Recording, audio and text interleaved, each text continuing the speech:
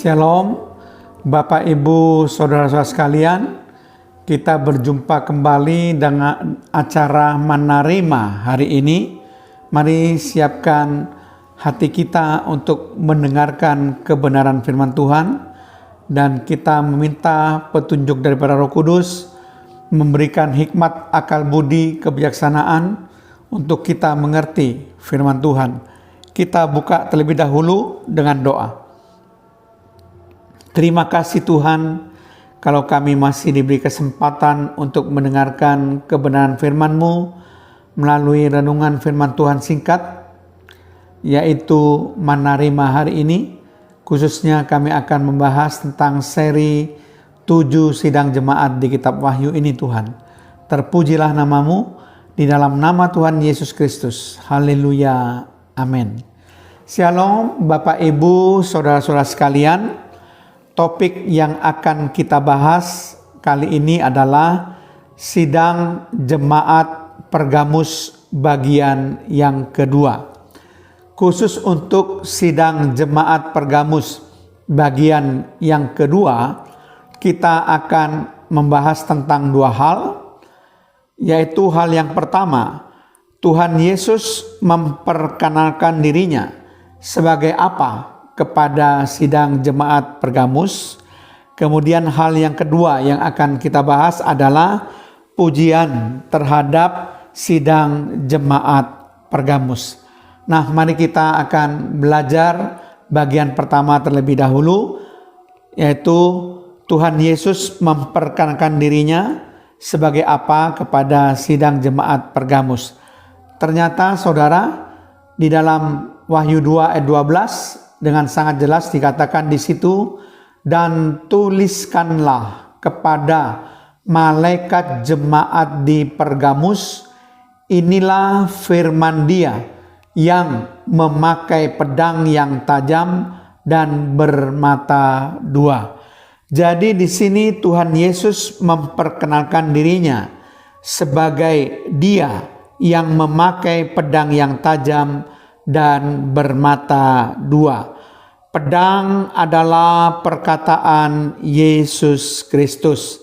Perkataan Yesus itu mendatangkan hidup atau kematian.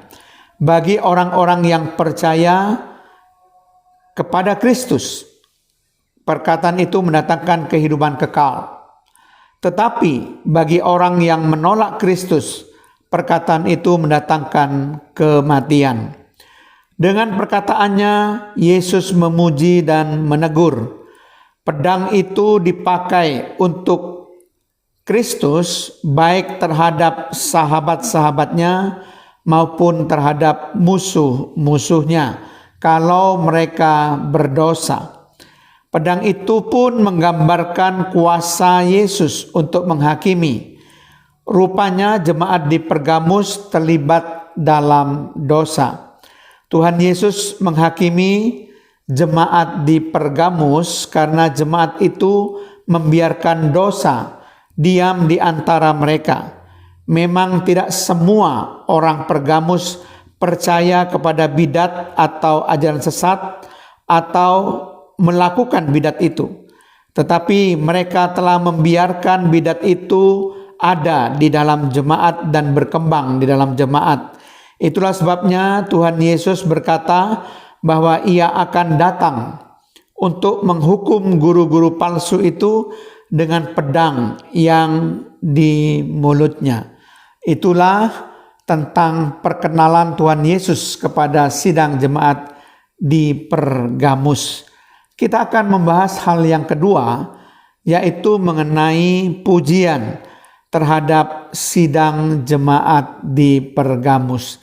Ternyata sidang jemaat di Pergamus dipuji oleh Tuhan, terdapat di dalam ayat Wahyu pasal 2 ayat yang ke-13.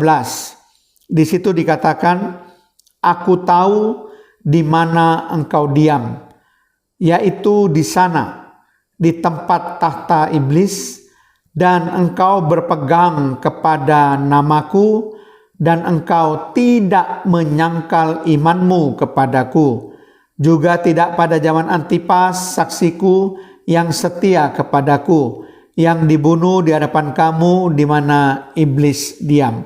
Nah, Wahyu 2 ayat 13 ini merupakan pujian terhadap jemaat di Pergamus, di mana jemaat di Pergamus ini menunjukkan kesetiaan di dalam hal memegang teguh nama Yesus dan tidak menyangkal iman mereka kepada Yesus.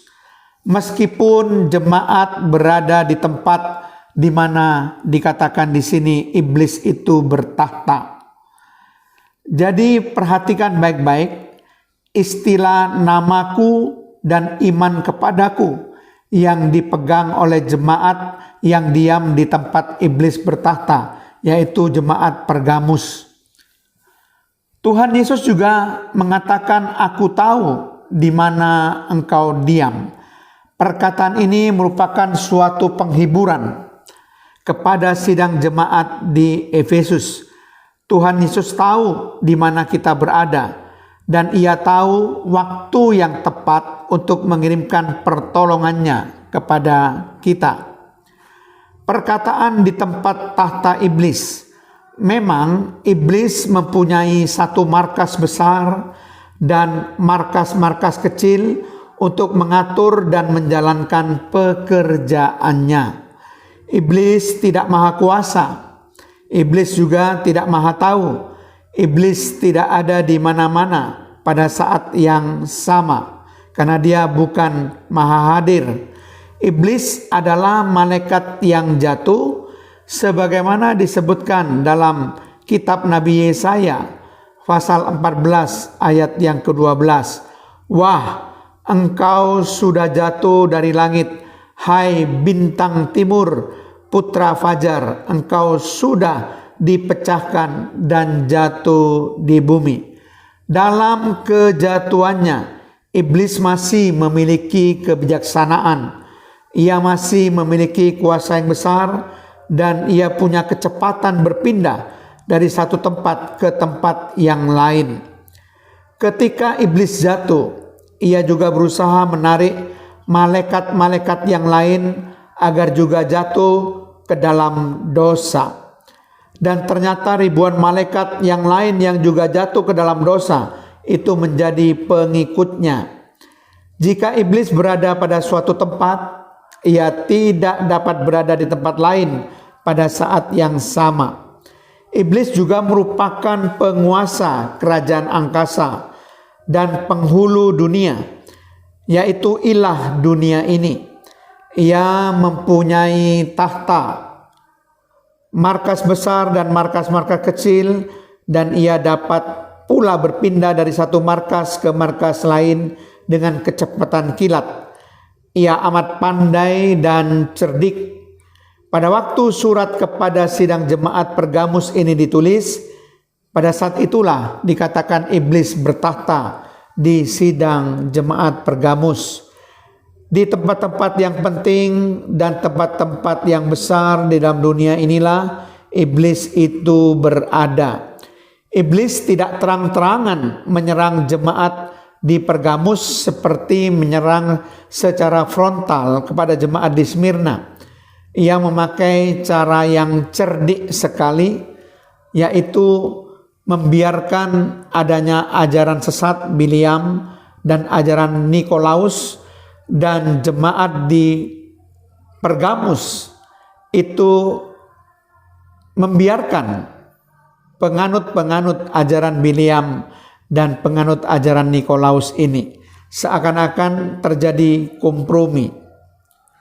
Iblis pindah dari satu negara ke negara lain sesuka hatinya. Tujuan iblis adalah untuk menghalangi Injil dan untuk melawan Yesus Kristus. Walaupun jemaat di Pergamus diam di tempat iblis bertahta, namun jemaat itu dikatakan berpegang kepada namaku. Ku ini huruf besar, nama Yesus. Itulah pujian yang datang dari Yesus Kristus sendiri. Hal itu membuktikan bahwa mereka setia kepada Yesus Kristus. mereka berpegang teguh kepada Yesus Kristus. Demikian juga ketika mereka dipuji bahwa mereka tidak menyangkal iman kepadaku, berarti adalah iman kepada Yesus Kristus. Orang-orang saleh di Pergamus setia kepada iman dan menunjukkan imannya kepada Kristus. Orang-orang saleh di Pergamus tidak menyangkal iman kepada Kristus dan mereka yakin bahwa Kristus adalah juru selamat dan penebus mereka. Mereka telah mengenal dan mengalami Kristus sebagai sumber hidup yang kekal. Ya, itulah mengenai pujian terhadap sidang jemaat Pergamus. Amin. Mari kita berdoa. Terima kasih Tuhan kalau hamba-Mu boleh menyampaikan kebenaran firman-Mu, khususnya mengenai Yesus memperkenalkan diri sebagai apa kepada sidang jemaat Pergamus, dan juga pujian kepada sidang jemaat Pergamus. Terpujilah nama-Mu Tuhan, di dalam nama Tuhan Yesus Kristus. Haleluya. Amin.